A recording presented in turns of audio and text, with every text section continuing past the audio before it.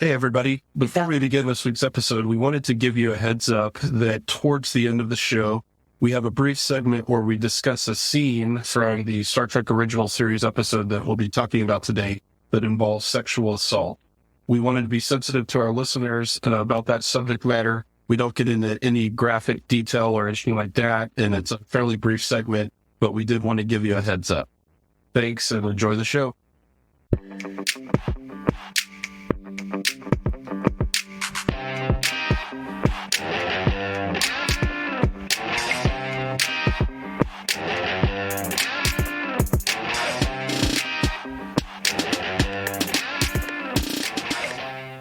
Welcome, everybody, to another episode of Father and Son's Guide to the Galaxy. I'm your host, Ethan. And I'm your co-host, Anthony. And today we will be going over Episode 5 of Star Trek, the original series, which is titled The Enemy Within. Yeah, great episode, a psychological deep dive into human nature.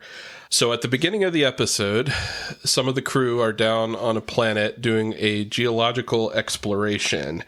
And one of the crew members is injured, and so Kirk tells him to beam back up to the Enterprise and go get checked out at sickbay.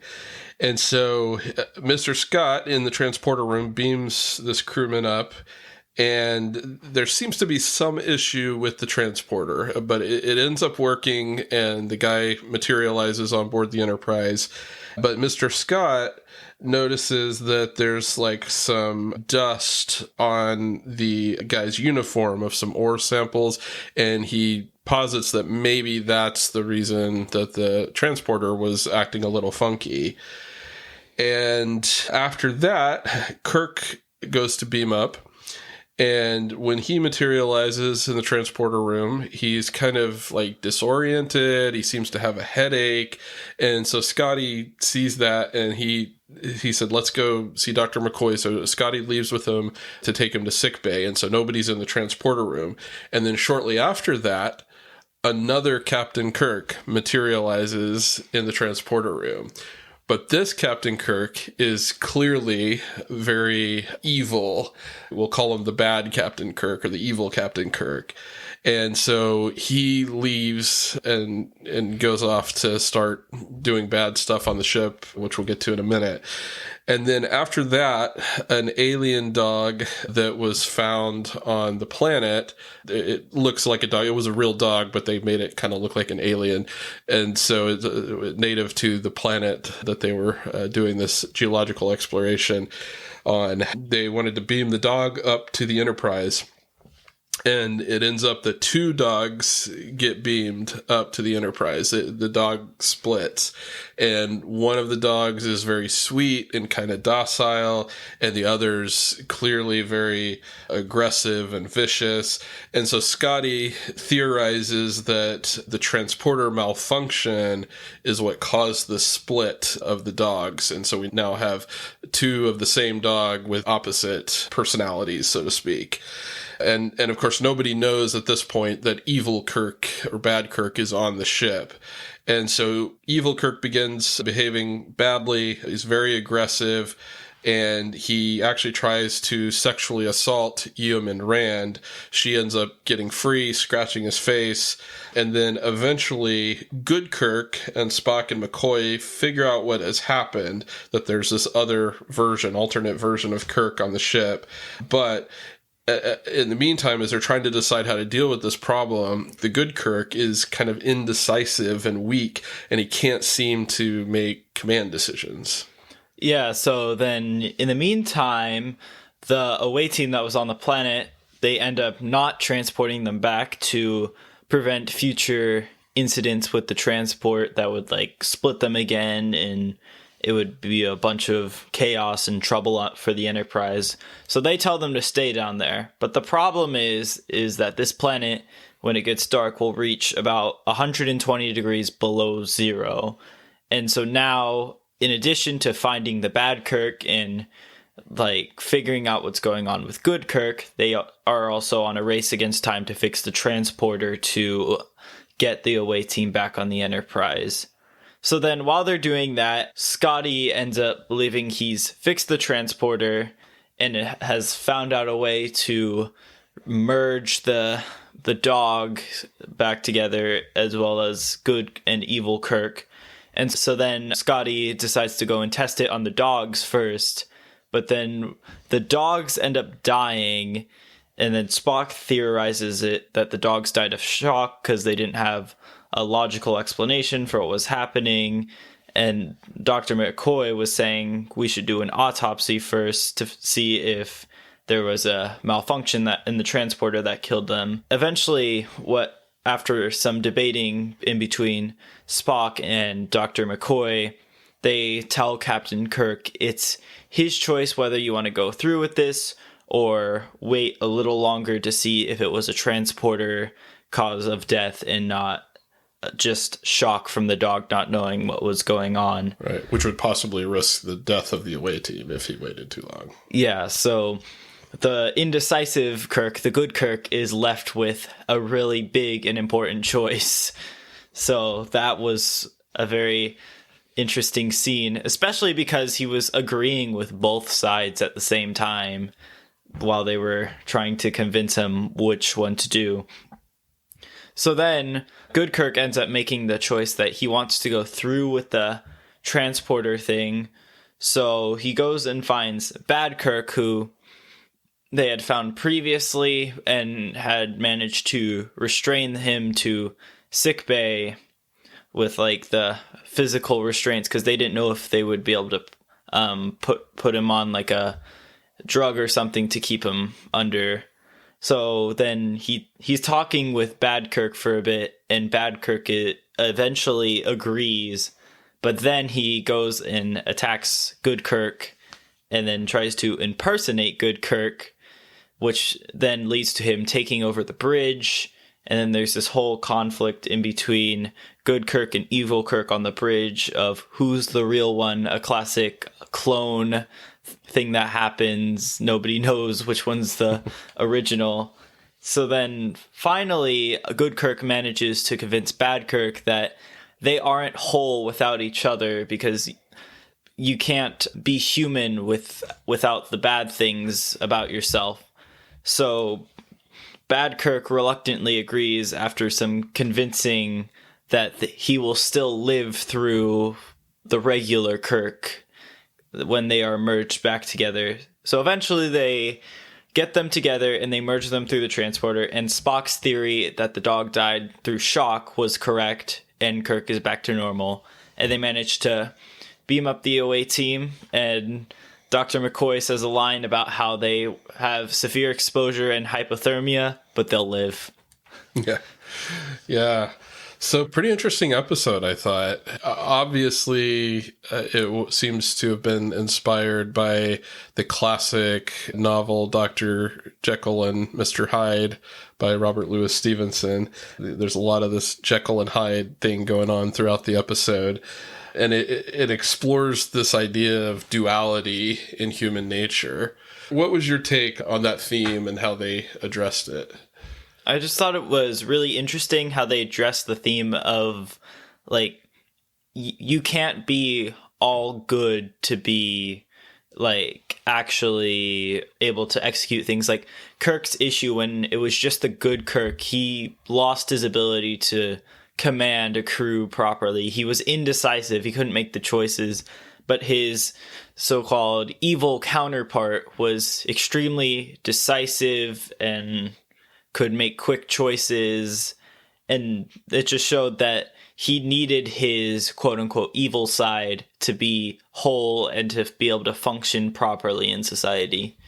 Yeah, I thought that was a really interesting take on the idea of duality, that you need that evil aspect in order to make decisions and like you said, be functional in society, but it has to be balanced with the good tendencies that you have as a human.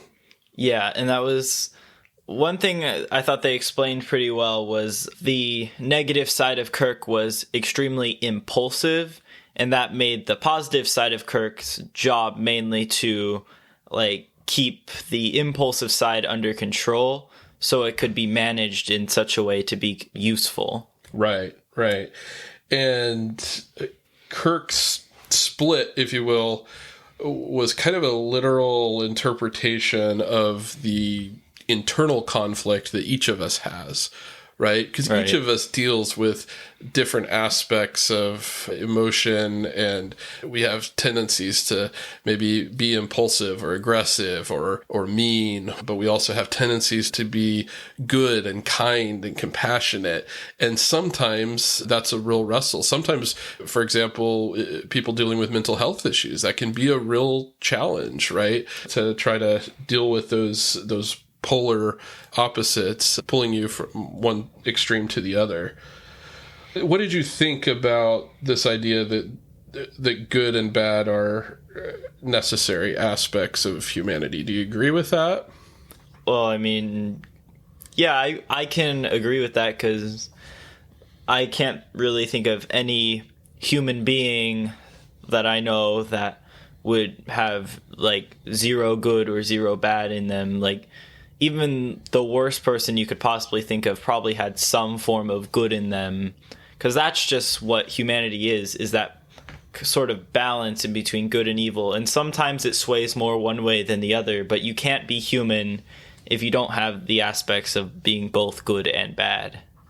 Yeah, I thought about an example where extreme goodness could actually be a negative thing. So let's say you want to help the homeless or help some underserved population or marginalized population, and you want to do that by giving away all of your money and all of your belongings, and you spend so much time being philanthropic that you end up losing everything that you have, because you can't make money to survive on your own, and you end up just spending it on what you think is a good cause, but you're not thinking enough of yourself to where eventually you can't function in society. Does that resonate at all? I would think of it more like in airplanes with the sort of like safety instructions they give you.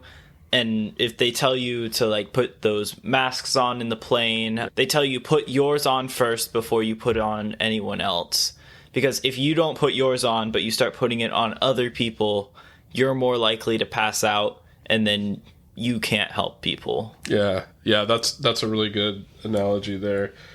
Another thing that I thought about was, it seemed like this idea of our different natures or duality was really part of a larger theme of Star Trek, and that's this idea that the differences that we have are valuable, right? So on a crew of a starship, you have a diverse crew with different abilities and skills and backgrounds and cultural experiences. And then across the galaxy, you have interspecies relationships that strengthen the galaxy, right? And there is a great strength in this kind of diversity of skill sets and ideas and cultures and so forth. Yeah, I can see the perspective on that. One thing that it intrigued me about the episode a lot was just the use of the dog, because, I like dogs. I thought the costume design on it was really funny,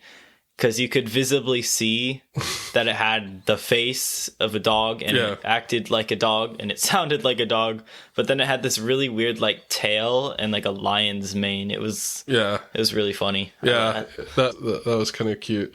I liked that they used like a real dog for that part. It was sad that he died, though. Another thing that I thought was really funny is when they had the evil dog and they had to tranquilize it to bring it to the transporter. I could visibly see that it was like a little stuffed animal, just based on how it was grabbed and like how much it like squished in. Yeah. And then you notice in the scene, the actual dog starts like sniffing it, and like, because they placed it next to each other.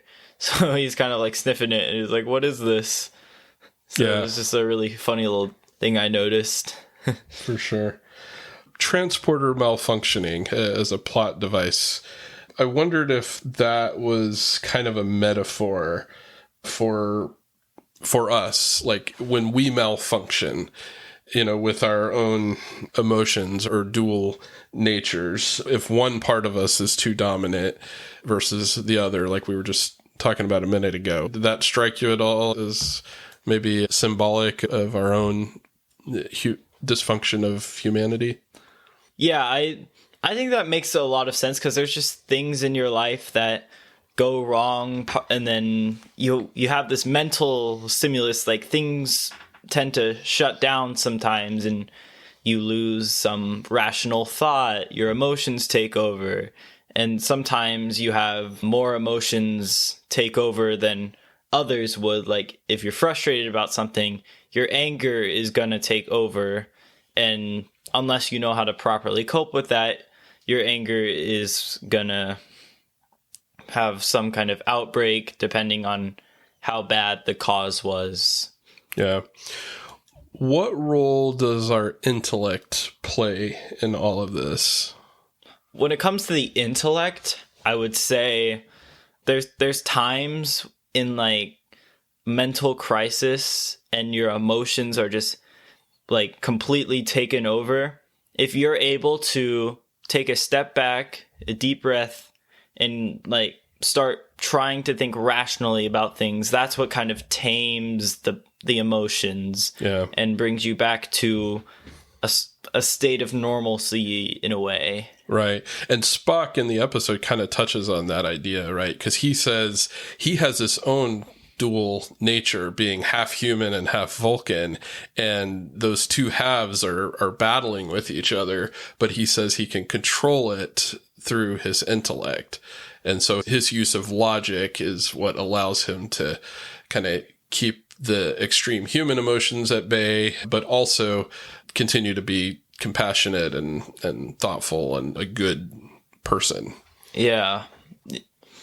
And that was also present in Captain Kirk, because the good Kirk was saying, like, what do I have? And Spock kind of tells him, like, the good Kirk, he has his logic and reasoning, while the bad Kirk has the ability to command, the decision-making skills, but it's also hyperly aggressive and angry and things like that. Yeah, yeah. And I thought it was a bit ironic that the good Kirk was the one who does make the decision to go forward with this experiment with the transporter at the end, right? He's indecisive the whole episode pretty much, but he realizes that he needs the other Kirk, and the other Kirk realizes that they need each other, and it's the good Kirk that that makes it happen to where they go back to the transporter and are eventually merged back into one. So he didn't totally lose his ability to make decisions, but it was very, very difficult for him to do so. I think the choice was based more on like an emotional response, like a response of compassion more than anything else, because he made the choice after hearing that transmission from Sulu that they couldn't hold on much longer and they needed to be transported back to the ship as soon as possible. And I think that sort of triggered the compassionate side of good Kirk, because that was another one of the qualities he had, even with the instant before the dog died and they were trying to tranquilize it. I still can't say it. Trying to sedate the dog. There you go. They said he told them not to hurt him, because they even explained it earlier that he was extremely compassionate. And so it was that compassion that drove him to make that choice. Yeah, that's a really astute observation. I think that's spot on. Once he allowed his compassion to kind of take the lead, if you will, he was able to make the necessary decision to see if the transporter would function so that they could save the away team. Yeah, so Kirk's compassion is definitely a really good feature about him being it's what makes him a great captain, right? And so I don't know, just thinking about that kind of reminded me of this of a line. I don't remember in which like Star Trek content it was said, or like what show or movie it was from. But there was this line I heard in a piece of Star Trek content that was like, Vulcans usually don't make good captains because of their lack of emotion. And I think like that's one of the reasons we never really see Spock become captain in Star Trek unless you take the J.J. Abrams movies where he was for a bit. It's Right. like because he doesn't necessarily feel the compassion necessary that captains have, but it's also, I feel it's good to have like a Vulcan high in your chain of command because they will provide the logical response in a time of like emotional turmoil. And Yeah. Yeah, I can see that. And what we really learn about Captain Kirk in this episode is that he's sort of the ultimate leader, right? Like the ideal leader. Like he has the type of characteristics that you would want to have if you were, in charge of a military unit or leading a big company or, whatever kind of leadership in a church or community organization. Those characteristics of compassion, but also decisiveness and rationality and a tamed sense of aggression. Aggression maybe is too strong of a word, but a sense of, wanting to move forward and wanting to get things done. Like that's the kind of leader that we love, right? We love to work for, we love to be around. He's sort of the ideal of leadership. yeah, I think they've like even called him in Star Trek something along the lines of Starfleet's golden boy or something. Yeah. So, yeah. What else do we learn about Kirk's character through this whole ordeal in the episode? I think one thing we learned is when it comes down to the wire, I mean, Kirk he can make the hard choice. I mean, we kind of just talked about this earlier with his being able to make the choice with his compassion, but it kind of just proves even when his mind isn't sound or isn't there completely, part of him's missing, he can still make the important choice. He also refused to give up his captaincy, which I thought was really interesting. Like he wanted to stay in command even though he was losing his ability to command. Yeah, I thought that was interesting too, because I actually thought that he was going to relinquish command of the ship and have Spock take over because he was struggling so much with making decisions and figuring out the next step to deal with this problem of the bad Kirk. So I was actually a little surprised by that.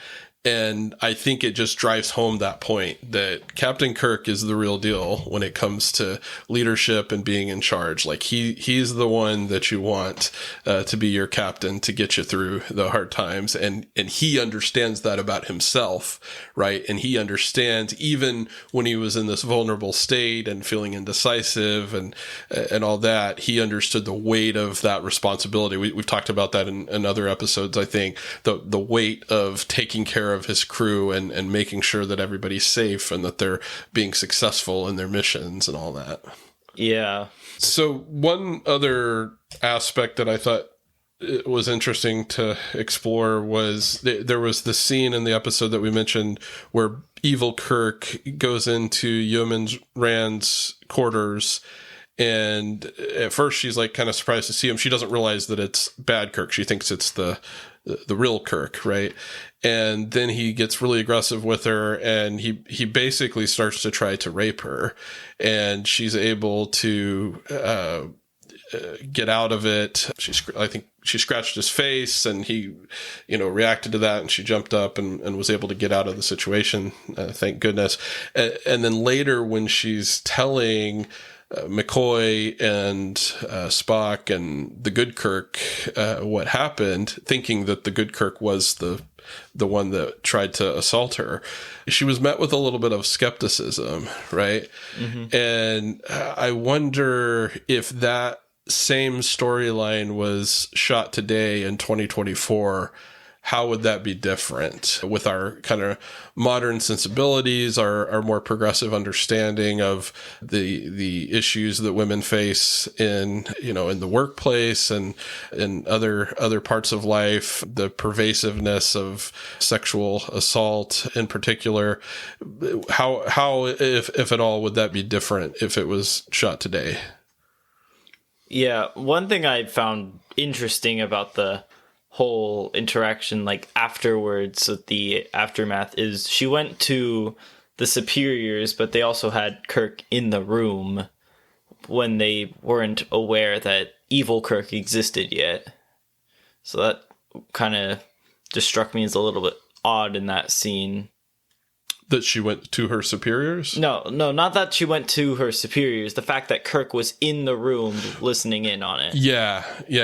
That's a good point, because he's the accused, right? And so how could she fairly be able to report what happened if he's there, right? He's still the captain of the ship. He's got this authority on the ship over her, and she thinks it was the good Kirk that tried to do that to her, and he's there when she's discussing it. That's a good point. So yeah, maybe that would have been shot differently. I don't know. I think for the time, this was 1966, so I think for the time it was probably a fairly thoughtful way of exploring the issue of sexual assault and some of the challenges that women faced. I think it might have been done with a little more sensibility if it was shot today. But overall, I thought they handled it fairly well. Yeah, I could agree with that. But I wasn't really... You weren't alive in that time either, but you were closer than I was. Yeah, I'm not that old. Whatever you say, old man. Yeah, so you probably have a little bit more of like a kind of frame of reference to that time period than I do. So I don't really know how that kind of stuff happened back then in comparison to how it happens today, you know? Right. Yeah, that's a good point. That's what makes this podcast interesting, right? We have different perspectives because we come from different generations. Generational differences from a modern youth to an old man. That's right. We're diverse in our life experience. So overall, I really enjoyed the episode. I gave it an A-. And the only reason I gave it an A- is because some of the acting was a little cheesy. Kirk, in particular, William Shatner, I actually think is a really good actor, and he's gotten kind of some slack over the years for maybe not being a great actor, but I actually think he's a very talented actor. But in this episode, he did a good job, but I thought at times when he was playing the evil Kirk, he was just a little over the top. It was more of a caricature than a real person. Mm-hmm. And so that's why I knocked it down to an A-. But I still really liked the episode. I thought the themes were interesting, and certainly one worth watching and revisiting from time to time. Yeah, and one thing I noticed odd about evil Kirk, I don't know if you noticed this, it kind of looked like he was wearing like eyeliner. Yeah, you could see his makeup for sure. I think the goal was to make their faces look visibly different. Yeah. Because like good Kirk kind of had this just like dazed, confused face, while evil Kirk had a very brooding face, I guess you could say. Yeah. That it was the makeup job wasn't great, but it was the 1960s, so they were limited on what they could do. So yeah, so they put all of Starfleet in spandex. Right. So what letter grade did you give it? I'd probably give it like the B+ A- range. Mm-hmm. Like, it was a good episode. I like the concept, but I had sort of the same issues you did with some of the acting. Like, I feel like they played bad Kirk to like a little bit too much of the extreme. Like, he is supposed to be the extreme negative side, but not like that far. Yeah. So, yeah, I think that's fair. I think that's a fair assessment of the episode, but still good stuff. Star Trek, we love it. Even when it's bad, we love it, right? So something about Star Trek that's so great. So I think that's all we've got for today's episode. So we'll look forward to being back again next week. In the meantime, we hope you guys have a great week. We appreciate everybody that's listening to the show. Our downloads continue to grow, and that's exciting to see. We've noticed that we've had some listeners even from outside the United States. So thank you for listening, and we hope you keep coming back, and we'll keep doing our best to create good content. Please follow us on social media. In the show notes, it's got our social media handles, and you can also email us if you have any comments or ideas of things you'd like us to discuss on the show. We'd be more than happy to hear your thoughts on that. Yeah, so we will see you all in the next episode. Have a good rest of your day. Take care.